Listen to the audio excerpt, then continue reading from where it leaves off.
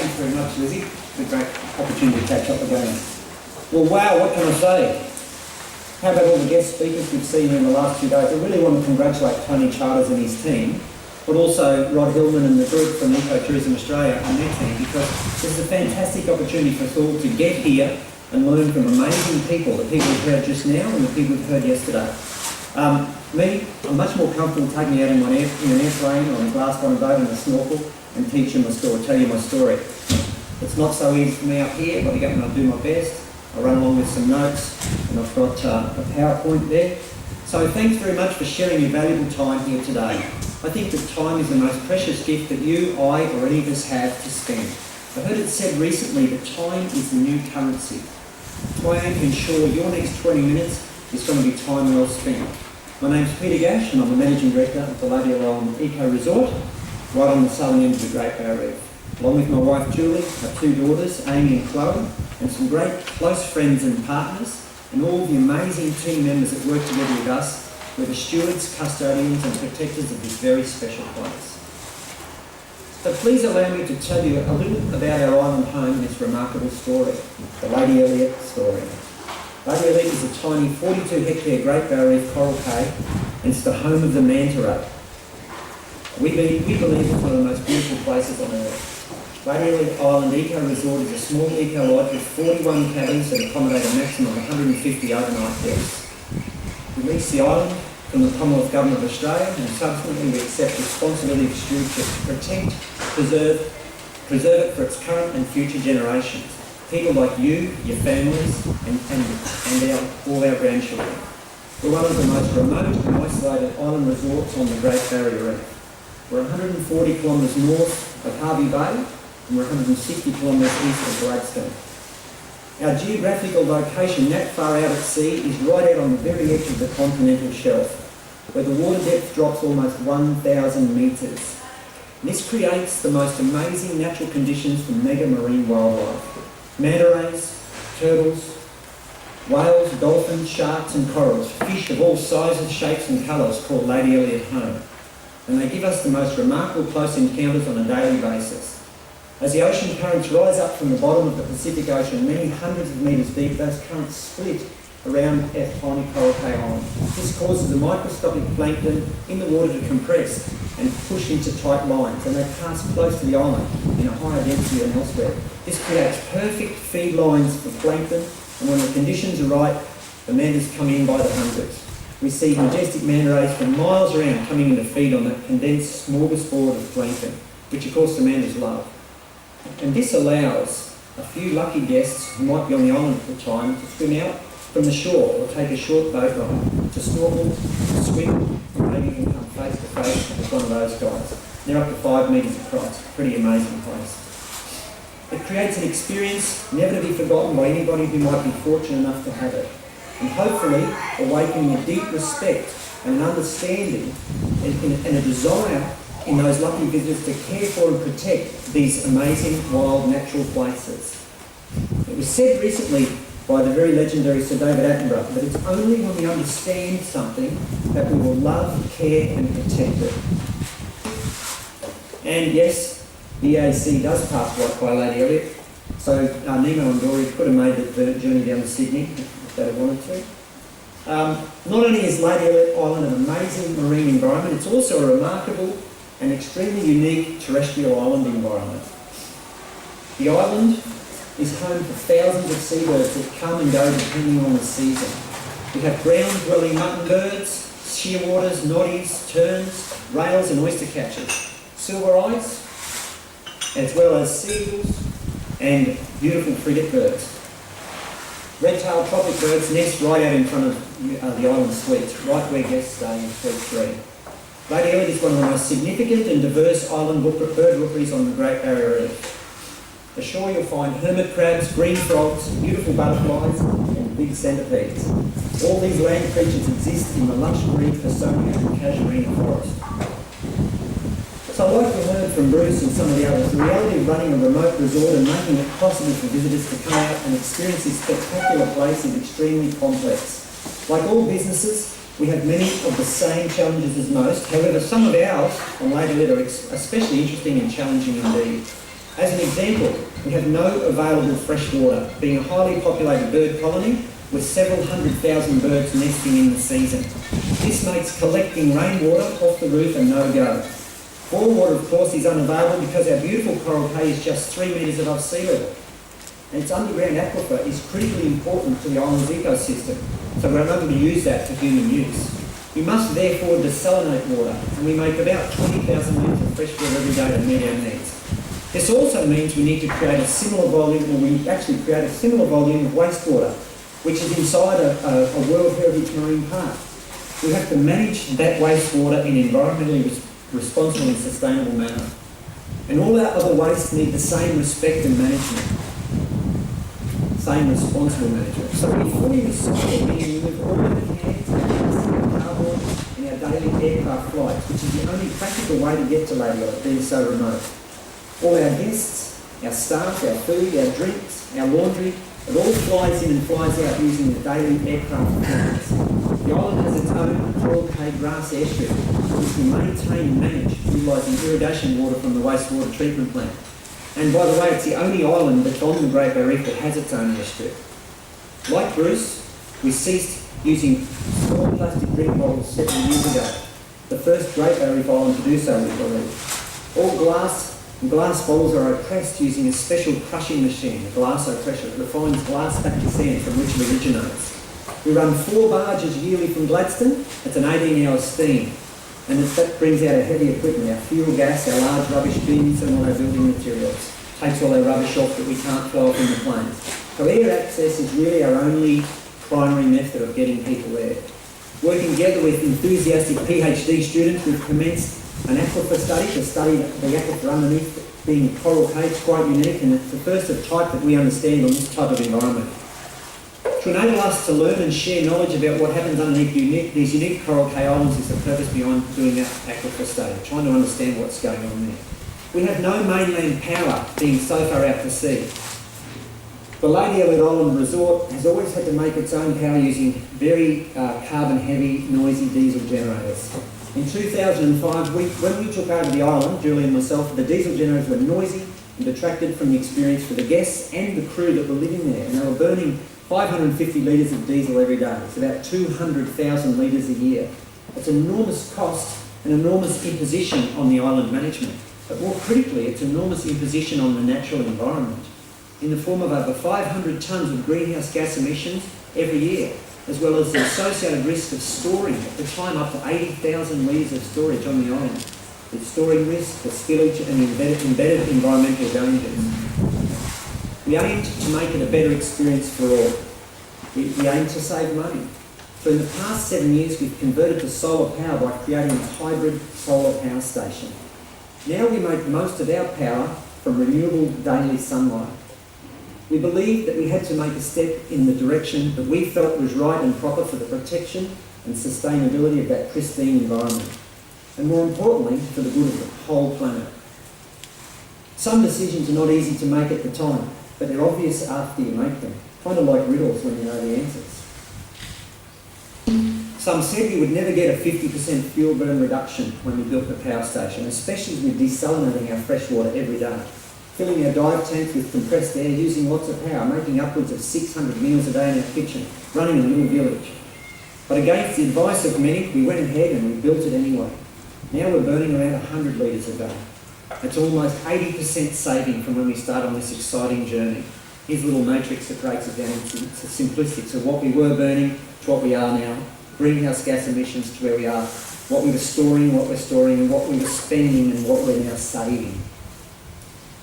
So financially, we saved over $200,000 a year in the fuel burn. The project originally cost us about $600,000. We were very fortunate to be the receiver of a Commonwealth grant at the beginning for $200,000, which really helped us, $200,000. So effectively, we had that system paid back in less than 3 years. We say 2 years, but in real terms, under 3. It's quite amazing when you think about it. Julie and I now reinvest all these savings back into the island's development. This is a very important part of the equation called putting back. Doing environmentally smart things with the savings. Things that will continue to improve and make a real and sustainable difference for the reef and the planet. We've continued to install more solar panels each year. We now have 313 from the original 96 we started with. That's now 75 kilowatts of renewable and free energy, fresh every day direct from the sun. It's beautiful to watch it happen every day. Just powers out. Since converting to the renewable energy, we're really on a remarkable and evolving journey. Our goal is 90% renewable. Some people say why not 100? Like Bruce said, you can't miss out. So we've got to make sure the resort runs as a resort. People's comfort and enjoyment is important. 90% is a great target, and that's where we're going. We plan to keep chipping away until we get to our 55 litres a day fuel burn. We're extremely proud of the achievements so far, and we look forward to the day we hit this target. Don't forget, we're running a small village out there on the island. We're doing the same things you do at home and at work and here on the mainland, and we run three-phase power. Anything you want, you can have out there. Run your computers, run your phones. But we've also got the added burden out there of desalinating fresh water. The desal system accounts for almost one-third of our total power requirements. That's about 180 kilowatt hours a day. And that's about 10 times the average house of total use. It's an old girl, but she does the job. Okay, although all these things I've just told you are part of our daily activities, our real joy is when we get out there, our real joy and delight is to get out and show our guests the raw beauty of nature in such a remote and magical location, providing those guests with remarkable and unforgettable natural experiences. And we think it's all worth it, because only when we truly love and appreciate something will we go to the extra effort to preserve and protect it. It's our goal to leave this place better than when we found it.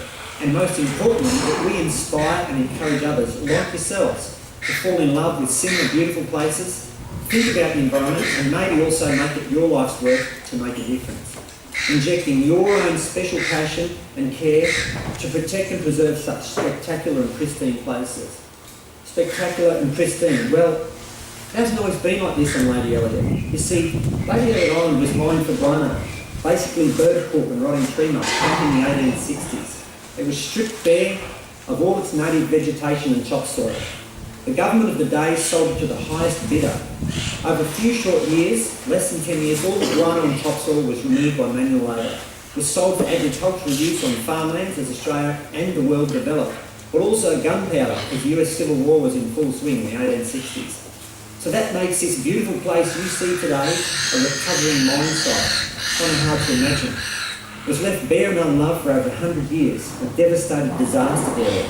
And if that wasn't bad enough, with the historic thinking of the 19th century, as you can see there, after allowing it to be strip mined, goats were left there in case shipwrecked sailors came ashore and were hungry. You can imagine what would have happened with anything that might have popped up from the point of view of vegetation. The goats just chomped it off. So what happened to enable that once beautiful and then almost tragically devastated island environment to recover so well? Tourism. Travellers, visitors, snorkelers, divers, families, nature lovers, bird watchers, education groups, people just like you and I. Tourists have made the special difference that Lady Elliot Island, a natural beauty spot, desperately needed to recover back to its natural state. Left alone, it could have degraded and washed away, as has occurred in several similar cases. In 1968, a young pilot and entrepreneur named Don Adams went to Lady Elliot, recognised the tourism value of this amazing place. Snorkeling and diving in the water was remarkably beautiful, and it captured Don's heart. The island's shape and size and its native vegetation had grown and evolved at a natural rate after the last sea level stabilisation about 3,500 years ago. So now, after being mined and stripped as it was unlikely to ever recover to what it was before the guano mining, to what nature had originally created without human intervention. Don was a pioneer, an environmentalist and a conservationist at heart. He was also a businessman. He could see it was going to take time, energy, money and people to awaken Australia and the world to what was not only special about Lady Elliot Island, but what other amazing natural assets we have here in Australia. So where are the funds going to come from? Tourists would love and benefit when others hadn't. Don was the first of several passionate tourism operators to commence a long process of revegetating the island, aiming to get it back to the original state as it was almost 200 years previously before people devastated it. So the past 46 years since Don went there, we've now seen 3 other energetic and passionate tourist operators bringing guests out to experience and fall in love with the magic of Lady Elliot, all injecting their own special brand of personal energy, passion and effort into the conservation and preservation of this special place. My wife and I and our team, along with some fantastic volunteers, are now planting around 1,000 trees a year to recover it. So Lady Elliot Island is now considered one of the jewels in the crown of the Great Barrier Reef Marine Park. And that is one of the largest and most well-managed marine parks on the planet. Lady Elliot is now looked at as an example of environmental best practice for people to see, experience, share and collaborate ideas about sustainable operations and of course preservation while enjoying such natural environments. We've heard it said recently that Lady Elliot Island is on some people's bucket list of places to visit and experience in a lifetime. Wow, that's an honour we take very seriously. Today on Lady Elliot, as Bruce said, every decision we make is based on a simple philosophy of ensuring we consider how each and every decision may affect the environment. Not just how it might financially affect the business. It must always be a balance between being financially sustainable and environmentally sustainable. We have a saying at Lady Elliot, we must always consider the 4 E's. Look after the environment, we must be efficient in everything we do, we must be economically sustainable, and most importantly, we must educate people effectively into how, what and why we should protect and preserve these spectacular natural locations for the future good of the planet. Because if we look after the planet, it will look after us. Today it is known as triple bottom line, people, planet, profit. I only heard that recently. Up until that point, we called it the 4 critical things. First one was look after our crew. Then they'll look after your environment, and that's why your guests come. And if you look after your crew first, your environment second, your guests third, your financial side, your profit will come along naturally. It's an unmistakable law of karma. I may not have said this 20 years ago, however I say it now with the strength and conviction of what I learned on our Lady Elliot Island sustainable journey. We've seen so many examples of that sort of thing since we started on that journey. The more you give, the more you receive. That's one of our new and exciting projects, the Night Glass Bottom Bay. We recently installed the latest advanced wastewater treatment system, much more efficient than the original system and produces far better water quality and uses less power doing so. We're now embarking on a very ambitious project to improve the output of our desal system, which will effectively allow us to make all of our water requirements within the daily solar window, meaning during the day when the light's there, thereby saving energy and power for other uses. What we didn't expect when we set about building the solar power system was the amazing publicity we would receive then and still do today. There's been 4 major case studies written around the success of the solar project. We're very proud of the outcome. It's remarkable the energy that's come back to us as a result of trying to do the right thing. We couldn't put a price on the publicity and advertising that we've had as a result of it. We were on the front cover of the US Airways In-Flight magazine. We're in a 4-page double spread in the Virgin Airways In-Flight magazine and in the Qantas In-Flight. These are just examples of the things that have happened for trying to do the right thing, not just talking about it, but actually getting out there and making things happen. I'll get there with you, I promise you. She's on the back. These privileges Julie, myself and our team could never have afforded to pay for. The editors and operators of those magazines chose to feature us based on their belief in what we were doing. They put us in the public eye like we could never have imagined. As I said earlier, if you do the right thing by the planet, it will do the right thing by you. In 2004, we were working with the Great Barrier Reef Marine Park Authority on the new zoning for the reef, the new zoning plan, and we flew several of the senior directors out to Lady Elliot and showed them how beautiful and significantly important it was to the Great Barrier Reef. We asked them to protect it and make it a green zone.